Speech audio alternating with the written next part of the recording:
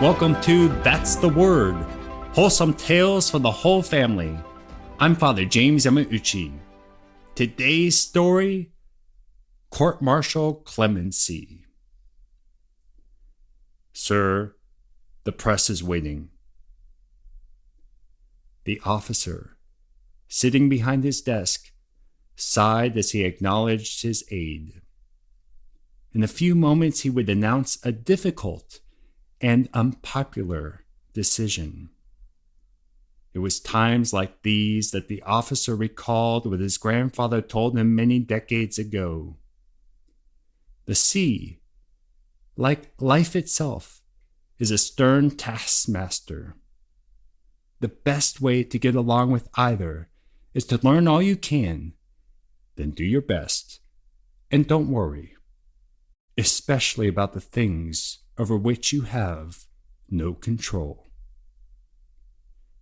The officer took one more glance at the large file before briefing the press on a decision that the public would not like, especially the families of the sailors who are lost in the sinking of the cruiser USS Indianapolis.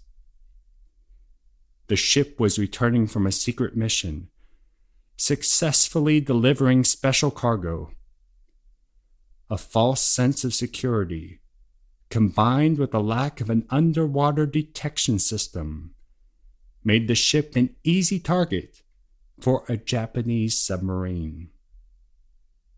Within 12 minutes of the torpedo hit, the USS Indianapolis disappeared under the sea.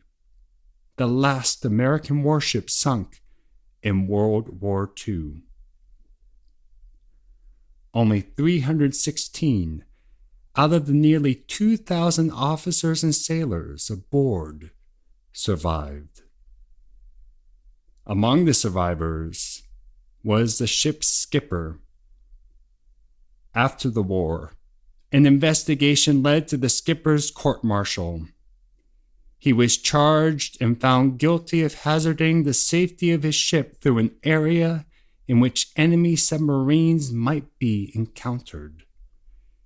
In an unprecedented move, the Japanese commander of the submarine who sunk the USS Indianapolis was called to testify. The officer closed the file. He and others had warned against the court-martial, but his superior felt obliged to sanction it, to quiet the press and satisfy the families of the men who were lost. The officer took a sip of coffee, rose from his chair, and opened the door to the reporters. The officer reported the court-martial's findings, informing them that the court-martial members and the judge advocate, along with senior officers, recommended clemency for the skipper. The skipper would receive no punishment from the military. The secretary has approved these recommendations, the officer told the reporters, and the sentence is remitted in its entirety, releasing the man from arrest and restoring him to duty.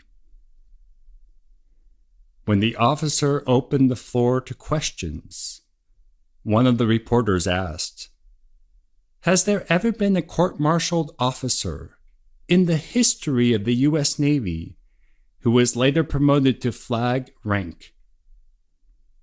The officer grinned, a twinkle in his eye, and pointed to himself. "Here's one." The officer recounted how, as a handsome, self-assured man, very early in his career, he grounded a torpedo boat destroyer on a sandbar in the Philippines. The accident was completely avoidable, but the officer had failed to account for tidal variances. He did not shirk from reporting his costly mistake to his superiors, and he was court-martialed. Due to multiple factors, including his flawless record, the officer was spared more severe punishment and only received a reprimand. That officer standing before the press that day was the Chief of Naval Operations, a man from a small town in Texas who grew up wanting to serve his country as a soldier in the Army, but when that was not possible, accepted an appointment to Annapolis.